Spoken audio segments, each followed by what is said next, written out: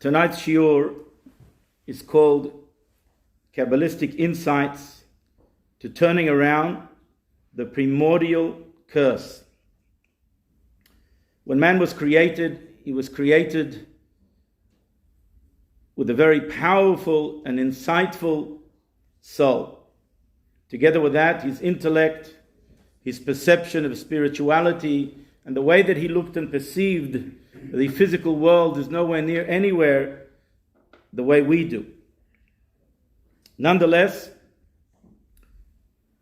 he succumbed for different reasons that we have discussed in previous occasions to eating from the tree of knowledge of good and bad. And the tree of knowledge of good and bad is the source of all negativity and sin from that time onwards, because it caused the convergence of good and bad. It caused a clouding of clarity between good and bad, what's right and what is wrong, what is holy and what is mundane. And because of that, quite often we succumb to the inner temptation and desire of doing that which suits us rather than that which the Almighty has assigned for us, which is to our ultimate benefit and to the benefit of the whole world. And therefore, when man ate from the tree of knowledge of good and bad, and there became a convergence or a clouding of good and bad, where we now have to debate within ourselves and do battle within ourselves, and to try and put our own subjectivity and come to a clear decision of what is right and what is wrong, not based upon what I want to do or what I don't want to do. And thus, unfortunately, all too often our decision making of what is right and what is wrong is very subjective, because it is clouded from my desire. The desire what I want to do, and by putting my will before the desire of God or the will of God and the purpose of my creation and my existence in this world, it is a subtle form of idol worship, for I am placing myself before God. It is hard to be able to say that one verse is more important than another verse in the Torah, in the Bible. However, there is no doubt that one verse stands out as a very important verse in all of the Torah, and that is, and I'm sure you all guessed it, the verse of the declaration of God's unity in the world, Shema Yisrael, Hashem Elokeinu, Hashem Echad. Hear, O Israel, the Lord is our God, the Lord is one. The Midrash Rabbah in Vayikra tells us, we know that there are different, the way the Torah is written generally in what's called medium-sized letters. But there are small-sized letters and there are big-sized letters. And you'll find that in the Torah, on the very odd occasion, you'll sometimes have a large letter, in bigger fonts than the average letters. And sometimes you have, rare again, you have a very small letter, and if there is a different size letter, it draws our attention to something very important, a very important and meaningful lesson that is to be learnt. One of those, says the Midrash Rabbah, is the last word of Hear, O Israel, the Lord is our God, the Lord is one. The word one, Ehad, the absolutely and all-encompassing unity of godliness in the world, meaning to say the unity of godliness in the world does not mean the declaration of Hear, O Israel, the Lord is our God, the Lord is one, does not mean that there is only one God, but rather there is only one entity, and that is godliness, and everything emanates and is dependent from godliness, and outside of that there is nothing. And that word Ehad hints to the fact that everything is incorporated in God's reality and God's consciousness. And the Midrash tells us that Moshe Rabbeinu wrote, upon God's behest, wrote the letter of Ehad, of God's oneness, the last letter of Daled, a large letter, as you see right over here.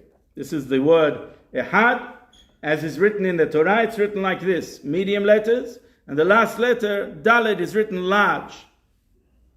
Why is this last letter written large?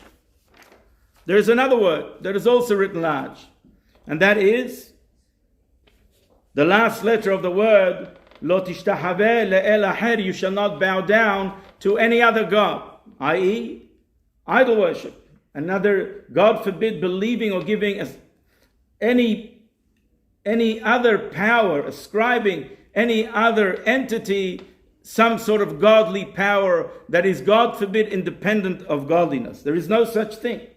And the Torah bids us, Lo tishtahave le'el aher, you shall not bow and serve and worship any other God there.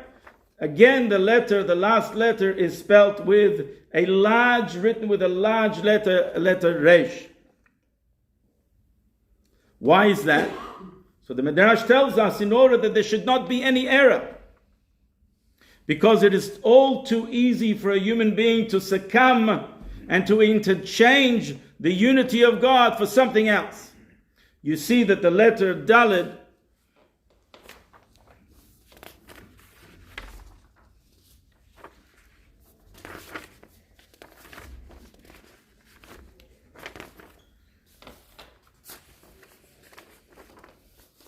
and the letter Resh are very similar.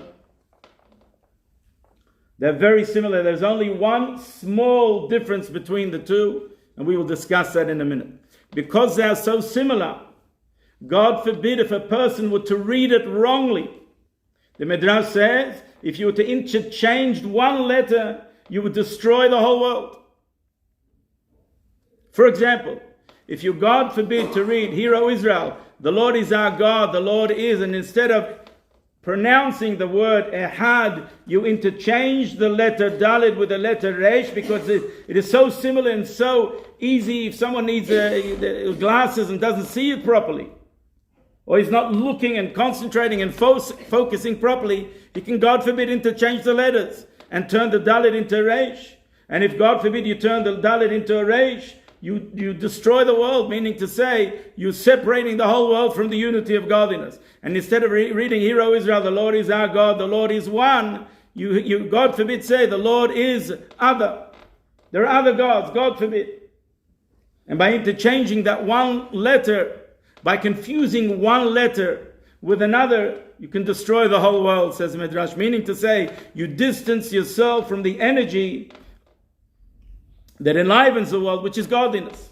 And by doing so, by distancing ourselves from God, we effectively are destroying the world.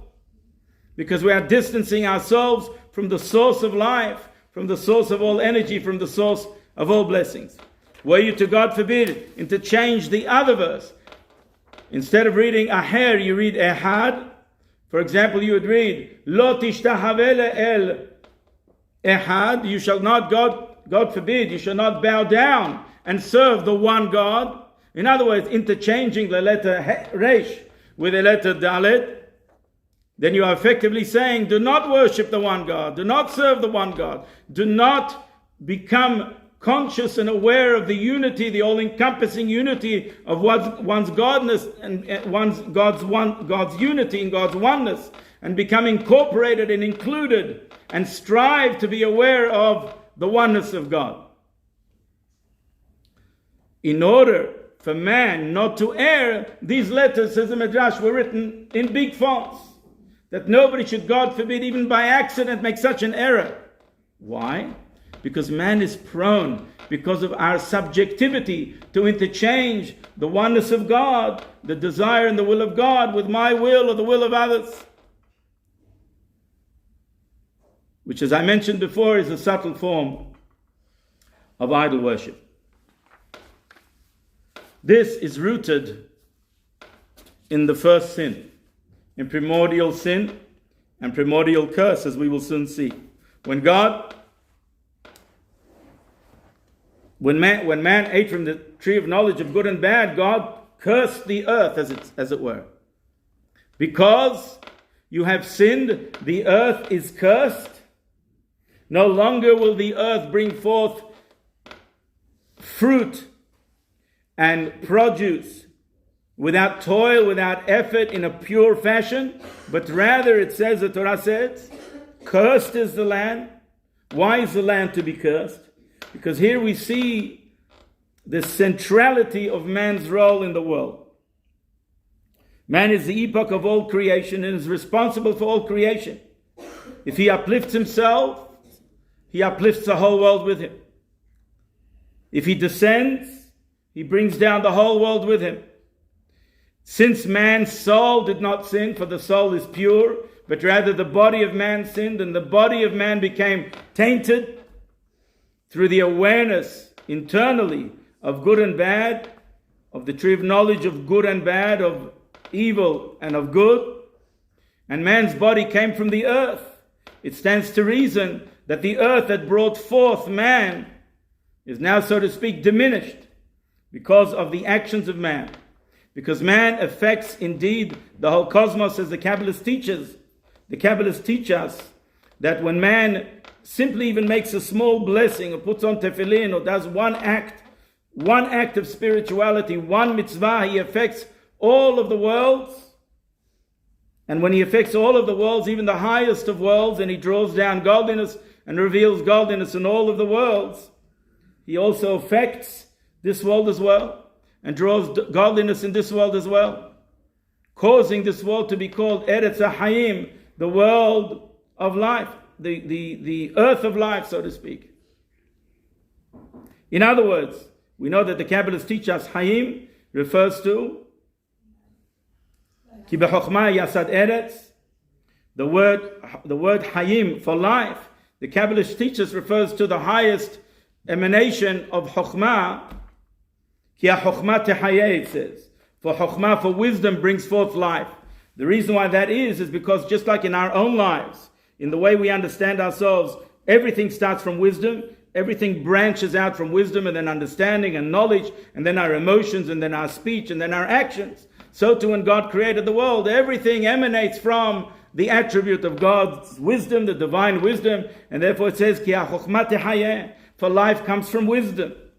And therefore, when it calls the world and the earth of life, Artzot HaHayim, the earth of life, means to say that through man has the capacity to draw down life, i.e. the divine wisdom, the highest revelation of the 10 emanations in the most mundane and the lowest physical rung, because man is directly connected to the earth, for he was created and taken from the earth. And thus when man sinned, he affected not only the whole celestial worlds, but also and specifically the physical earth. And thus, because he brought confusion and lack of clarity to the world through the eating of tree of knowledge of good and bad, he also brought lack of clarity and confusion in the earth, for the earth will no longer bring the fruits in its most purest form, but rather it says, Kotz v'dardar tatzmiach lach. Kotz v'dardar means to say, thorns and thistles. The earth will bring forth not only produce, the earth will not only bring forth fruits, but it will be with great toil and with great effort, but it will be with thorns and thistles as well. Meaning to say that there will be a lot of dreg or a lot of negative things that come forth as well. Again, an admixture of good and bad, because he brought good and bad to the world in a confused manner. So thus, when you plant something, you'll have weeds there as well. You'll have thorn trees and bushes growing there as well. Kotz v'dardar. I asked myself the question, why does it say kotz v'dardar, not kotzim v'dardarim? Why does it say in the singular kotz?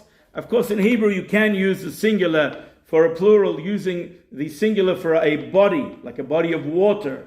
You don't have to say waters. You can say that, but you can equally say kotzim.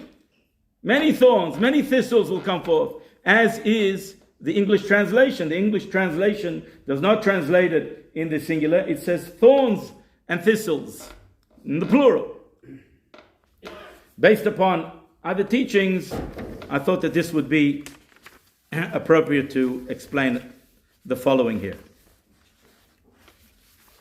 What caused thorns and thistles to come forth? We mentioned before that there is a very small, minute difference between the letter Dalet of Ehad of one and the letter Resh. It's simply a kotz.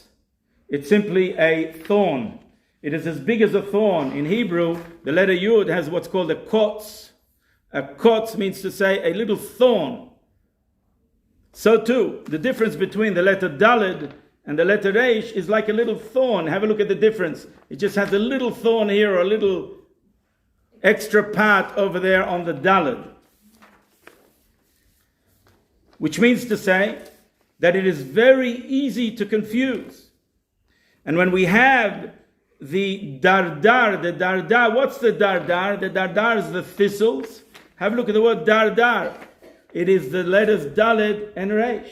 In other words, the earth is bringing forth a confused growth because it is possible now, because of primordial sin, to be able to err between God is one and God forbid saying God is another, that there is another God, God forbid, a possibility that could never have been were man not to sin, a possibility, God forbid, to deny godliness in the world. And that is the letter Daled and Reish, interchanging the Daled and the Reish, dar.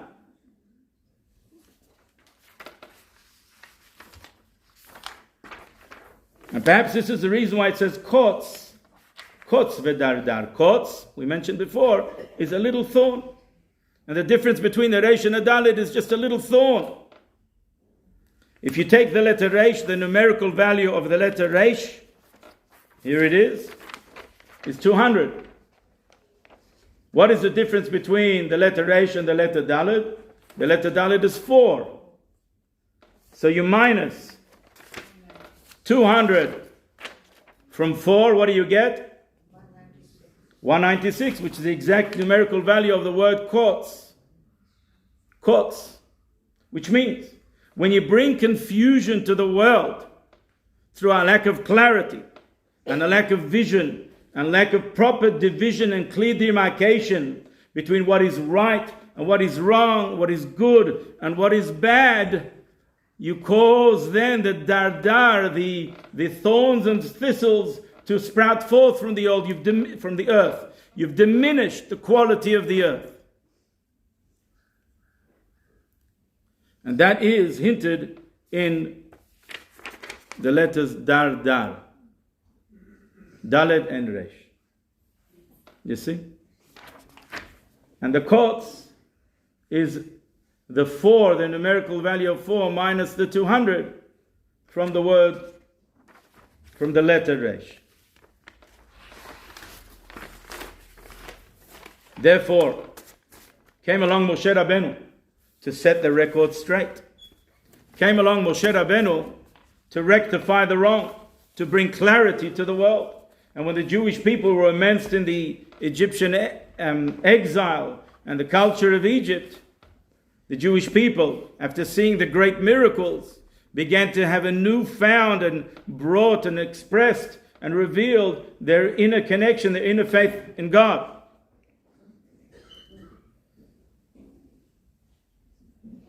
And then they saw great miracles, and these miracles further expanded their faith in God and the unity of God. And they saw how through the 10 plagues, God's mastery extended over the waters, over the earth, and over the skies, which means that the unity of God was expressed in such a clear way that the lack of clarity began to diminish. It was clear to them, Vayaminu b'Hashem of Moshe Avdo, it says, when the Jewish people crossed the sea, it says they believed in God without any doubt, without any confusion, over Moshe Avdo and Moses, his servant. So Moshe Rabbeinu came to rectify the primordial sin and primordial curse of the earth. And perhaps it is no accident, I was thinking maybe there's a connection. Why Moshe Rabbeinu? We know that 3 things the Jewish people merited in merit of Moshe, Aharon, and Miriam. Miriam, the Jewish people merited the Be'er Miriam, the well, the water that escorted them in the desert miraculously. The Ananei Kavod, the clouds of glory, was in honor of Aharon. Moshe Rabbeinu, what came because of Moshe Rabbeinu? What merit? What because of Moshe Rabbeinu's merit, what came? The man, a pure food, a food that came, manna from heaven, bread from heaven, not from the earth. In other words, in a way, Moshe Rabbeinu rectified the confusion, the lack of, because of Moshe Rabbeinu, when he wrote the Torah, he ensured that there is no confusion between the letter Dalet and the letter Resh. There is no longer, he removed the kots, he removed the thorn, so to speak, both spiritually and physically, through the Jewish people preparing themselves for the giving of the Torah, 49 days, removing themselves of the impurity, purging themselves of the impurity that began from the tree of knowledge of good and bad, and became deeper through the exile of Egypt. Slowly they removed and purged themselves of that impurity until they merited to stand on to receive the Torah from Mount Sinai, by which Moshe Rabbeinu wrote the letter Ehad, God is one, with a large Dalet, making sure that there is no confusion between a Dalet and a Resh, and they are not interchangeable, God forbid, and that there is no other entity, including myself, and the feeling of self before my awareness of godliness.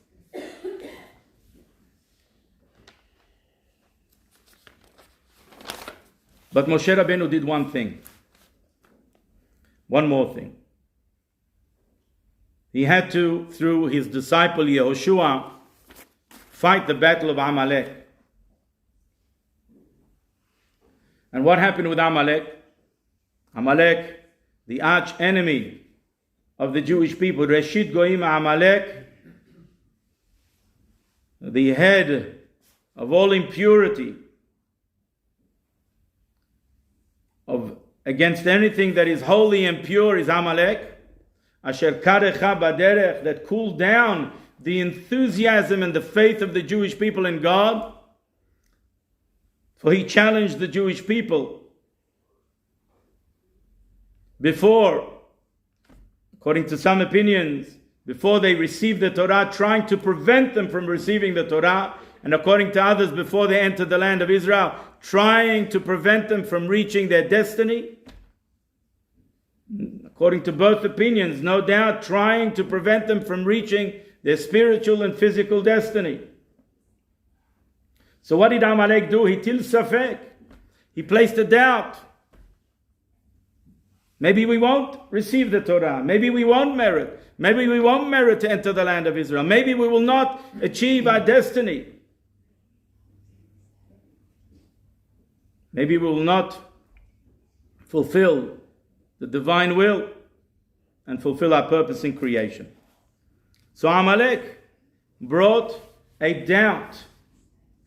And for this reason, the word Amalek, the numerical value of Amalek is 240, which is the very same numerical value of Safek, which is doubt. And we know that what happened in regards to the eating of the tree of knowledge of good and bad, there became a doubt and a lack of clarity of what's right and what's wrong, what's holy, what's pure, and what's mundane, what is right and what is wrong. Became clouded. It's a doubt, lack of clarity. That's exactly what Amalek did. And the impurity of Amalek, not only the nation of Amalek, but the impurity of Amalek lingers on, and that is to cloud that which is true and that which is right. And for this reason, the Torah tells us as follows: Vayomer, and God said, Ki yad al keska. God took an oath, Milhama LaHashem ba'Amalek. There will be always a constant battle between God and Amalek, for godliness refers to clarity of vision, clarity of belief, clarity of what's right and what is wrong, and Amalek, which represents doubt and lack of clarity. A doubt is a lack of clarity. Midor dor, from generation to generation. Notice the words, Midor dor, from generation to generation, which means to say that the Amalek and the impurity of Amalek and what it represents, a doubt in godliness, the lack of clarity, the lack of vision, the lack of division between what's right, what's wrong, what's mine and what's yours, what's godly, what's holy, and what's profane. The feeling of self as opposed to the feeling of the unity of godliness that pervades over the whole world and should be felt by every one of us. If we feel ourselves, that means we don't feel godliness enough. And my entity becomes, so to speak, a challenge to the presence of God. If my cup is full of myself, then there is no room in my cup for God or my life for God. And we know that that is the seat of all arrogance, the seed of all impurity and sin. And idol worship is arrogance, the lack of humility. And out of all of the nations, Amalek showed the greatest of arrogance, challenging godliness. And for this reason it says that God took an oath that there will be always, until the coming of Mashiach, there will be that inner battle. And God's name or God's unity in the world will only be complete when the impurity of doubt, of Amalek, of lack of clarity and vision, of the difference between the Dalet and the Reish, the difference between the Dalet and the Reish, the Dar and Dar, will be removed. And that's why God uses the word midor dor, from generation to generation, that spells the very word, as we mentioned before, the very curse of the earth, which is dar dar. And here it is. So the very word for curse of the thorns and thistles, dar dar, is the very word used for Amalek, dor dor. It's the same words, same two words exactly. Which means that how do we remove the curse? When we remove the lack of clarity, when we have clarity of vision and know what's right and know what's wrong, and subject our mind and our hearts to the Almighty and to His presence, and understand the unity of God in the world, and we don't move from that unity, we become incorporated in that oneness, something greater than us, and the unity of God. That is how we remove the primordial curse, which is the cause.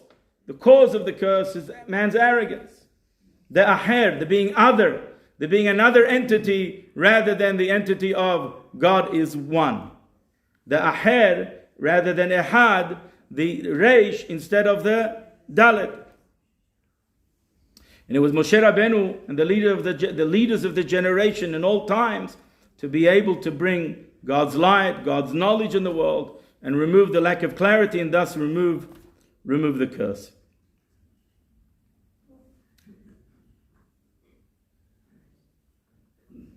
It is our hope and our prayer that these words will go to the elevation of the soul of Charlie, and after 12 months of the process of mourning and the process of elevation of the soul, his soul is in the Garden of Eden under the canopy of the divine presence, and may he, as he did in his physical existence in this world, may he continue to bestow and intercede on behalf of his dear wife, that she should have a long life and good health, and nahat from her children and grandchildren and their children and grandchildren and great-grandchildren for generations to come.